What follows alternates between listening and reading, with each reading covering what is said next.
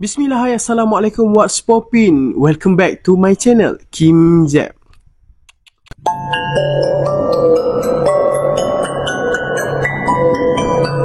So guys, hari ni saya nak share beberapa cerita yang di-share daripada viewer saya kepada saya. Dia DM dekat IG, Kim, cerita ni macam best kalau nak share. So dia share dekat saya, dekat IG tu, and saya baca cerita tu, and saya fikir macam, oh nice juga cerita ni kalau diceritakan pada viewer yang lain. Sebelum saya mulakan cerita ni, jangan lupa tekan button like, share and subscribe supaya saya lebih bersemangat untuk buat video. So si Fahana ni, dia ni study dekat satu universiti awam di Perlis. Universiti mana tu tak boleh bagi tahulah, tak apalah. Okay, so dia ni pun dah habis study, dia pun balik. So dia balik, and waktu dia balik rumah tu, family dia dah tak duduk dekat bandar lagi. Sebab apa? Sebab masa tu family dia ni perlu jaga nenek dia dekat kampung. Bila dia dah sampai dekat bus stand, family dia ambil dia, and family dia bagi tahu yang dia orang ni semua dah berpindah ke kampung untuk jaga nenek dia lah. Nenek dia ni ada seorang je anak tunggal. So dia ada dua orang anak, tapi seorang dah meninggal, and seorang lagi bapak dia, ayah kepada Farhana tu lah. Dia kata situasi kampung dekat kampung dia tu taklah kekampungan sangat. Maksudnya vibe kampung tu dah tak ada sangat, sebab dia dah renovate itu, renovate ini, rumah pun dah rumah batu dia kata. So tak adalah kampung sangat. Dia ni ada seorang akak. Akak dia ni orang kata orang kurang upaya lah. Okay, tak berapa nak dia kurang upaya dalam macam Down syndrome macam tu lah dia kata. So nak dijadikan cerita, dia ni dengan akak dia ni tidur sebilik. So bila dia penat daripada Perlis, kampung dia tu kat Johor. So dia daripada Perlis ke Johor ni mengambil masa yang sangat lama lah. So dia pun penat lah. Bila dah sampai Johor tu dia penat. So dia sampai dekat rumah kampung dia tu, dia pun nak tidur and rest. So bila dia nak mula tidur, dia kata akak dia tu tadi berbual macam nenek. Kakak dia cakap tak berapa nak betul, jadi tak berapa nak ngam lah, tak berapa pandai cakap lah orang kata. Cara dia cakap tu macam dia tengah cakap dengan nenek dia. Nenek dia tu dah sakit and tak boleh bangun. So dia pun macam, kakak aku borak dengan siapa ni, si Fahana tu. Dia kata, Kim, masa tu aku dah tak boleh nak fikir apa dah, Kim. Aku dah rasa penat sangat-sangat. And bila aku dengar macam tu, aku pun blank. Akak aku borak dengan siapa? Nenek aku tak boleh bangun. Dah beberapa tahun dah dia terbaring dekat katil and tak buat apa-apa. So bila dah jadi macam tu, dia pun macam, tak boleh jadi ni. Dia pun, dah lah kak, tidur, dah malam dah ni, dia cakap dengan kakak dia. Lepas tu kakak dia, biasalah adik-beradik ni faham apa yang kakak dia cakap, walaupun akak dia macam Down syndrome macam tu. Jap, tengah main dengan nenek. Damn. Dia kata masa tu dia memang, apa yang kakak aku mengarut ni? Dia macam tu lah. Kakak tidur kak, tidur. Kakak dia pun tidur dalam keadaan marah tu. Dia macam macam tu. Kakak dia ni pun tidur. So bila dia dah tidur macam gitu, besok paginya dia cerita benda ni dekat family dia, dekat mak ayah dia. So mak ayah dia kata sebelum dia balik pun benda tu dah selalu berlaku. Beberapa kali juga mak ayah dia ni tinjau dekat bilik, sebab kakak dia ni macam berbual-bual lah dengan seseorang, tapi orang tu tak ada pun. Esoknya tu nenek dia pun dah celik mata, dah bangun. Dia pun tengok nenek dia, and nenek dia tu macam ada sesuatu nak sampaikan dekat dia, tapi dia tak faham. Sebab nenek dia ni orang kata dah stroke and tak boleh cakap, terbaring, tak boleh nak buat apa-apa lah. Makan pun suap, macam tu lah cerita dia. Bila dah jadi macam tu, dia macam, apa yang nenek aku nak cuba sampaikan ni? So dia pun, tak apa nek, tak apa, nenek rehat lah. Dia cakap macam tu. Dia malam hari tu, dia kata nenek dia ni nazak tau. Orang kata dah nak meninggal sangat dah, and tak boleh buat apa dah. Dia macam mengerang je dekat katil tu. And dia pun dah malam sangat, dia pun dah panggil orang baca Yasin apa semua, kampung apa benda semua, baca Yasin kat situ. And dia orang pun dah balik. Bila dia orang dah balik ni, dia pun buat keputusan nak tidur lah, sebab dah malam sangat kan. And mak dia yang jaga nenek dia tu pun tidur. So bila dia tidur ni, dia bangun nak pergi tandas. Biasalah kita tidur kadang haus lah, kadang kita lapar, kadang kita nak buang air. So dia ni bangun, dia nampak nenek dia dekat dapur tengah buat apa? Korek tong sampah. Dan dia kata pada masa tu ada sisa-sisa makanan yang tadi dibuang kat situ. Dia jamu orang-orang tu, and sisa dia buang lah tu sampah. So nenek dia tu tengah korek-korek tong sampah and nak makan benda tu.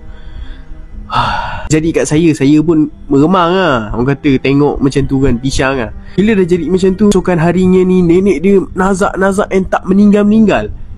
Dia bukan mengharap nenek dia meninggal, tapi yelah, kita pun terseksa tengok dia macam tu kan. So dia panggil ustaz. So ustaz ni kata kemungkinan nenek dia ni dulu ada bela saka.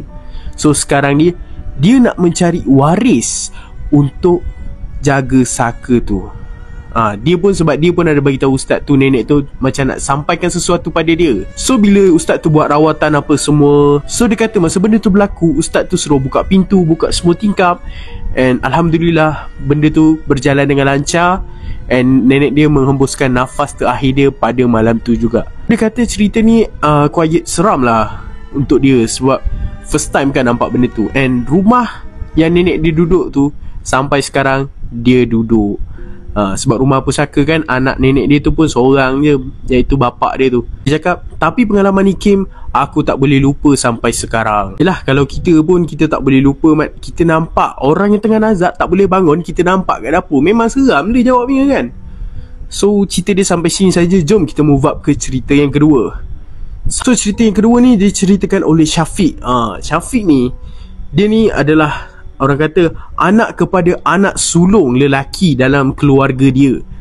Kira je nenek dengan atuk dia ada anak galung, angah, uda apa benda semua tu kan. So bapak dia ni adalah alung dalam keluarga tu. Bukan alung yang minta tolong tu, tapi dia alung. Atuk dia ni baru je meninggal dunia. Farhana cerita dalam keadaan baru nak meninggal kan. Yang ni dah meninggal dunia. Okay, benda yang dah berlaku, orang kata past tense, benda dah berlaku. Beberapa hari selepas daripada atuk dia meninggal dunia ni, dia kata macam-macam perkara yang berlaku.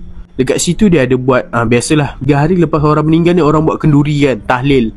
Okay, dia buat tahlil and apa semua. Dia kata dalam 3 hari tu macam-macam berlaku.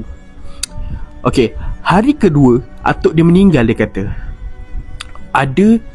dia nampak dalam mimpi dia ada seorang berserban putih, berbaju putih, sedang berbual dengan dia.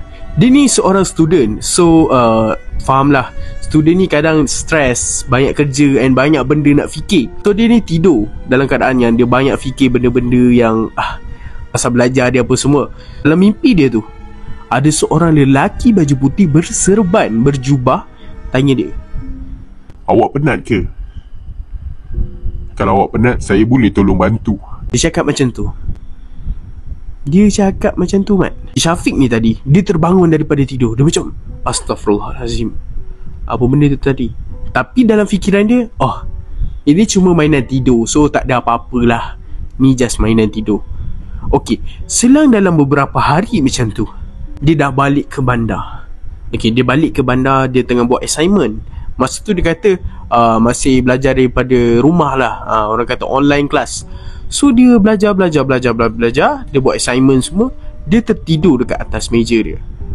Tiba-tiba ada satu goyangan macam, faham tak, macam tu. Kata ada satu goyangan. Pintu dia ni kunci, pintu bilik dia ni kunci. Satu goyangan yang dia kata benda tu ataupun orang tu cakap, bangun, Isyak. Kata macam dia nak memperingatkan lah untuk solat isyak. Dia pun bangun, siapa yang kejut aku tadi? So dia ingat macam tu, macam perasaan dia lah macam tu. Dalam beberapa hari macam tu, dia pun cakap dengan bapak dia ni lah, ayah, ada beberapa hari ni saya macam, yelah, mimpi itu, mimpi ini, rasa itu, rasa ini. Bapak dia ni pun bawa dia pergi merawat. So dia kata, sekarang ada benda yang ikut awak. Dia berjubah putih dan berserban, sama dengan apa yang dia mimpi. Dia cakap dengan ustaz tu ataupun orang yang merawat dia tu, dia cakap sama yang macam saya mimpi. So dia kata, mungkin dia ni nak mencari waris baru untuk jaga dia ataupun untuk dia dampingi. Dia ni taklah berapa seram, but yelah, kita takkanlah nak membela benda tu kan. Dia kata benda tu sentiasa ikut. Selagi dia tak terima benda tu takkan orang kata melekat pada dia lah. Tapi dia just ikut je. And dikatakan sampai sekarang benda tu masih ikut si Syafiq. Tapi Syafiq tak accept pun benda tu. Katanya atuk dia ni gunakan dulu untuk rajin buat kerja, untuk rajin buat apa-apalah orang kata. Sebab orang-orang dulu kan kerjanya kuat, kita tengok pandai masak, pandai apa semua. Tapi tak semualah gunakan benda-benda ni. Just segelintir. Cerita kedua dah settle, cerita pertama dah settle. Mahukan extra cerita? Okay, kita move up ke cerita yang ketiga. Let's go. Cerita yang ketiga ni dia pendek sikit. Dia pendek je. So cerita yang ketiga ni diceritakan oleh Daud. Nama kampung saya sebenarnya dia dah cerita, tapi dia suruh rahsiakan nama dia. So saya dah ketanjusan nama untuk di-share. So nama dia Daud lah. Daud ni, dia ni seorang, orang kata orang kampung lah. Orang kampung. Satu rumah dekat kampung dia ni baru je dirobohkan. Baru sahaja dirobohkan. Okay, rumah lama lah.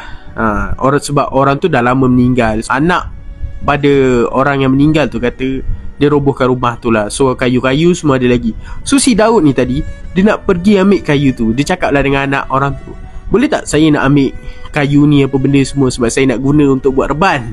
Dia cakap macam tu. So dia ambil kayu tu. And dia buat reban. Dah siap buat reban semua. Dia kata malam-malam dia dengar bunyi ayam dia ni macam lain macam je. Macam cerita yang saya pernah share sebelum ni. Ada cerita yang bunyi ayam ni dia dah lain macam So dia pun macam, ish, asal lu ayam aku ada ular ke? Macam tu lah. Masa tu Kim, aku tak agak apa-apa, dia cakap dengan saya. Masa tu Kim, aku tak agak benda-benda pelik lah. Aku keluar rumah Kim masa tu. Bila dia keluar rumah ni, dia kata dia nampak. Sebab dia kan daripada kecil kat kampung tu, so dia pernah nampak lah arwah yang duduk dekat rumah tu. Dia kata arwah tu berdiri baiknya dekat sebelah reban ayam yang baru aku buat. Masa tu Kim, berderau gila darah aku. Dia kata masa tu dia dah sangat-sangat dedor. Dia kata memang cuak lah. Dia kata, ish, apa benda ni, asal sama tu. Dia kata sama sebiji, cuma rambutnya dilepaskan, and dalam keadaan yang sangat-sangat pucat. Mungkin dia sayangkan rumah tu ke apa ke, tak tahu. Oh, ni syaitan yang menyerupai atau jin yang menyerupai tu, tak pastilah. Tapi dia kata spesifik, dia kata memang samalah dengan arwah tu. Pada keesokan harinya, dia buka balik reban tu and dia pulangkan balik kayu-kayu tu. And anak orang tu tanya, kenapa pulang balik kayu-kayu ni? And dia kata, tak ada apa-apa, cuma macam tak selesa lah ambil barang orang yang telah meninggal dunia. Dia cakap macam tu. Cerita dia habis macam tu je. Cerita yang ketiga ni, orang kata cerita yang sangat-sangat ringkas. Okay, sampai di sini saja video kita pada kali ni. Kalau nak share apa-apa cerita, boleh je DM dekat IG. Okay, link ada dekat description. So macam yang saya selalu cakap, jin itu wujud, hantu itu pemikiran, tetapi janganlah leka kerana mereka ada di dalam Al-Quran. Bye bye. Assalamualaikum. Jenny.